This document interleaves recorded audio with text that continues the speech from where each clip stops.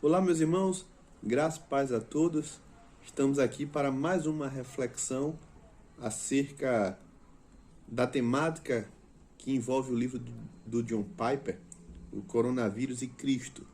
Um livro muito bacana, um livro muito edificante. E já estamos aqui no terceiro capítulo, onde o John Piper vai falar que a nossa rocha ela é justa. No capítulo anterior, nós falamos que devemos ter Deus como a nossa rocha, a nossa base, uma base firme onde podemos pisar e sabermos que não vamos afundar, não vamos cair num abismo, não vamos então sofrer com uma queda, não vamos nos machucar espiritualmente falando, existencialmente falando, porque nós pisamos num solo que é um solo firme. Nós estamos alicerçados na rocha que é Deus e Deus fala por meio da sua palavra. Deus não está em silêncio. E por falar na sua palavra, eu queria que você abrisse a escritura no primeiro livro de Samuel, em 1 Samuel, capítulo 2, verso 2. É o cântico de Ana.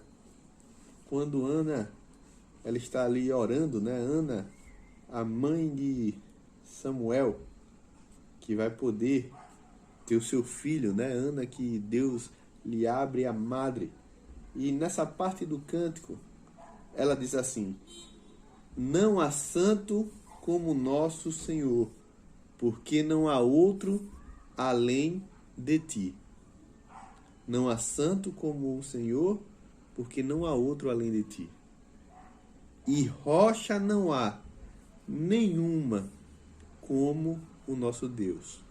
E rocha não há nenhuma como o nosso Deus. E aí, queridos, a pergunta que o Piper lança é o seguinte: diante dessa pandemia, diante desse cenário, temos uma rocha?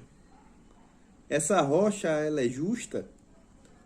É comum no decorrer da história, diante de algumas calamidades, diante de algumas coisas ruins que acontecem, as pessoas então questionarem a justiça e a bondade de Deus.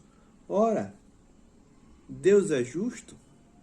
Deus é bom, permitindo que tais coisas horríveis venham acontecer? E a gente está há mais de um ano aí, né? Com muitas mortes, muita gente adoecendo, muitos entes queridos indo embora, muitos amigos, a gente vê as pessoas partir, a gente vê as pessoas que estão aí morrendo dessa doença sem muitas vezes poder ir ao velório, ir ao enterro, fazer o sepultamento, e isso machuca o nosso coração e alguns de fato chegam a perguntar: será que Deus é justo? Será que Deus é bom? E aí o Piper vai lembrar que se a nossa rocha não for justa, ela não é rocha, ela é areia movediça. Meus irmãos, o que a gente tem que entender é que Deus é Deus e ponto final. E a primeira coisa que o Piper vai refletir é sobre a santidade de Deus. Deus, ele é santo, como a Ana canta aqui no seu cântico, que é uma oração. E o que é a santidade de Deus? A santidade é um termo que tem a ver com distinção, com separação.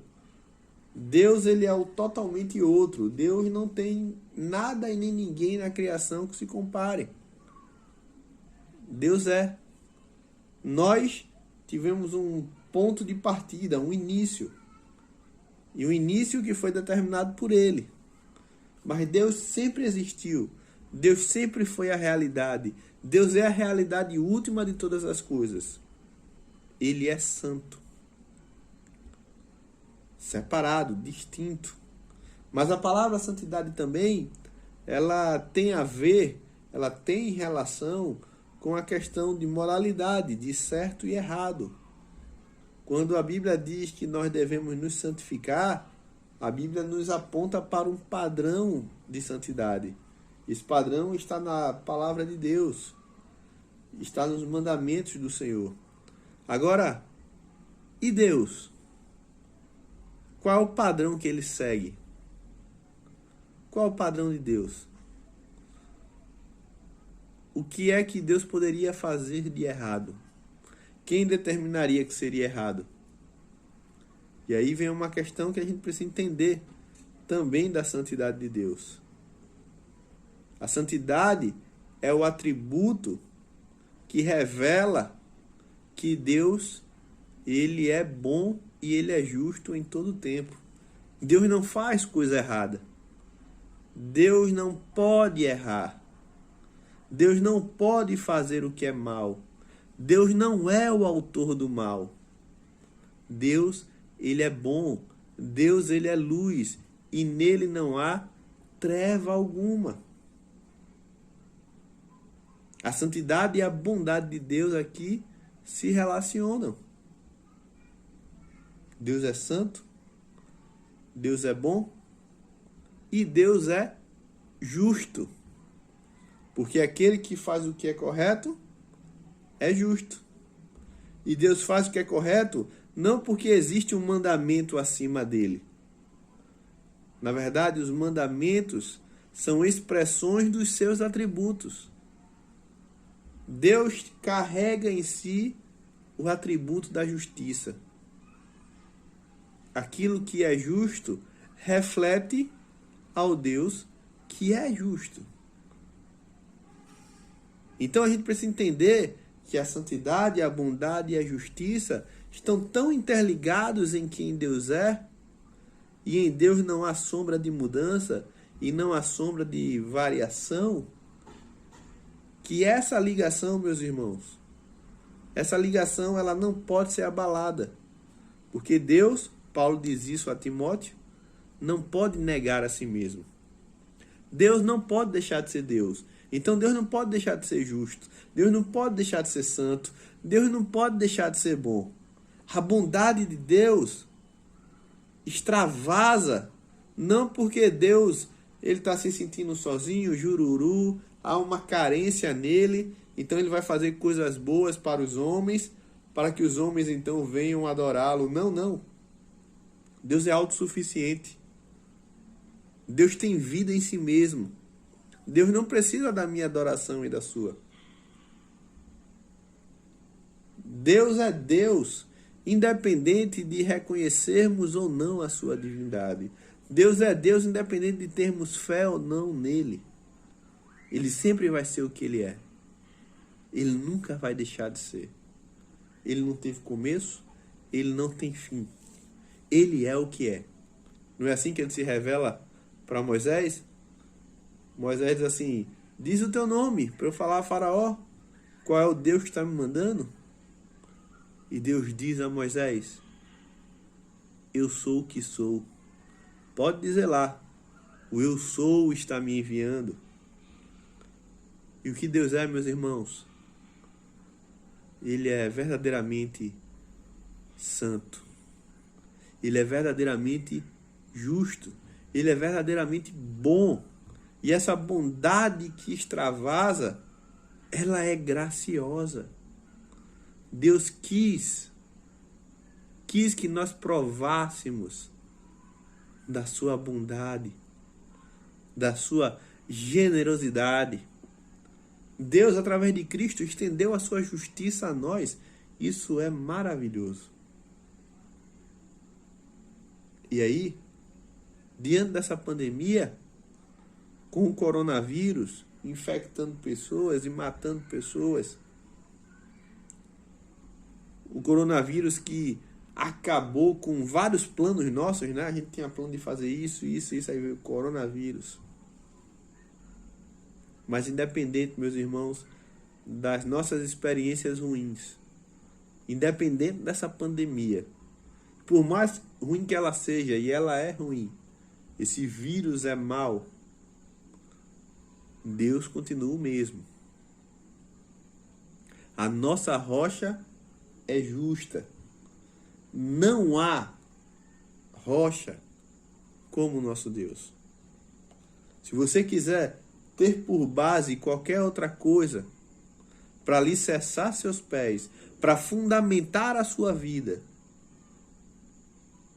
lamento, mas você vai afundar. Você vai cair no abismo. Em Deus você tem segurança. Porque por mais que a gente enxergue a transitoriedade do mundo, esse mundo que está em constante ebulição, esse mundo que muda a galope, velozmente, nos deixando confusos, ansiosos, irritados, estressados. Esse mundo transitório, cheio de mudanças, é o mundo de Deus. E Deus não muda. Por isso, se a gente fitar o mundo, a gente vai fitar o transitório. Mas se a gente fita Deus, a gente fita o eterno. A gente fita o imutável. Mirando em Deus, olhando para Deus, meu irmão e minha irmã, nós podemos sossegar. Nós podemos ter deleite na sua santidade. Nós podemos esperar a sua justiça. Nós podemos esperar que haverá um juízo. Sem Deus não vai ter juízo algum. Se morreu, acabou. Na verdade, faz pouca diferença se eu sou um serial killer ou se eu sou um altruísta. No final das contas, o cemitério estará ali nos esperando. A poeira da morte está aqui nesse mundo caído, meus irmãos. Nesse mundo debaixo do sol, ninguém escapa da poeira da morte. Mas se a gente confia que Deus é justo, a gente sabe que a sua justiça nos foi dada. E juntamente com sua justiça, temos tantas bênçãos celestiais. Merecíamos? Não, de forma alguma. O que é que Paulo vai dizer lá em Efésios 2? Que éramos, por natureza, merecedores da ira. Mas Deus, em sua infinita misericórdia, nos deu quem? Nos deu vida por meio do seu Filho Jesus Cristo. É nisso que a gente deve fiar. Tá ruim a coisa? Tá. Pode piorar? Não sei, pode. Pode melhorar também. Eu não sei. Eu não sou charlatão. Eu não vou aqui dizer a data que as coisas vão piorar ou a data que as coisas vão melhorar. Eu não tenho essa data. Nem pretendo ter. O amanhã a Deus pertence. Longe de mim querer ocupar o lugar de Deus. Mas o que sei é que esse mundo transitório vai passar.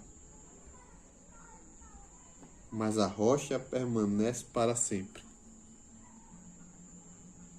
Cristo é a rocha eterna. Deus é a rocha eterna. E essa rocha, ela não é uma miragem. O John Piper fala isso. Esteja certo. Esteja certo que o Senhor está no mesmo lugar de sempre.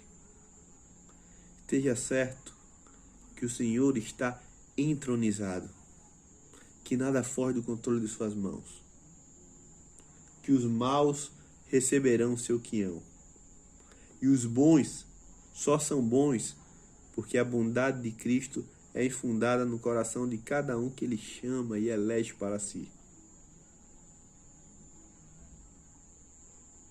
Haverá um juízo, haverá justiça, e haverá o fim de toda miséria e de toda doença. A nossa rocha não é miragem, não é mito e nem história da carochinha. É real. É vívido. Confie. Você precisa confiar. Você precisa ter fé. Não fique com a palavra dos jornais. Não apenas. Se informe, leia os jornais, veja a maldade do mundo, veja que esse mundo precisa de Deus urgentemente. Mas tenha na Escritura, tenha na palavra, tenha na palavra a sua esperança, a sua base e a sua firmeza. Amém? Vamos orar? Muita gente está sendo acometida por essa doença. A gente sabe. Conhecemos pessoas. No grupo do WhatsApp da igreja, pedidos de oração constantemente aparecem. Estamos diariamente orando. Participe aí desse relógio de oração. Ore.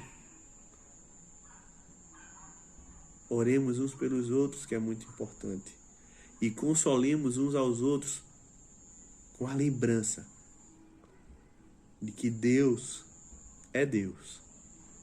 Santo, justo e bom. Amém? Oremos. Querido Deus, obrigado, Pai, por mais um dia. Obrigado por estarmos vivos. Obrigado por estarmos aqui, Senhor, podendo ter a oportunidade de refletirmos acerca de quem Tu és. E olhando para quem Tu és, Senhor, podemos aquietar o nosso coração. Podemos ter acalento em meio a tantas angústias. Podemos, ó Pai, andar esperançosos. O Senhor é a nossa rocha, rocha eterna. Que firmemos os nossos passos. Que a nossa mente esteja cativa. Cativa a essa rocha. Que não tem sombra de variação. Ó Senhor, abençoe nossos irmãos que estão hospitalizados, adoecidos, infectados.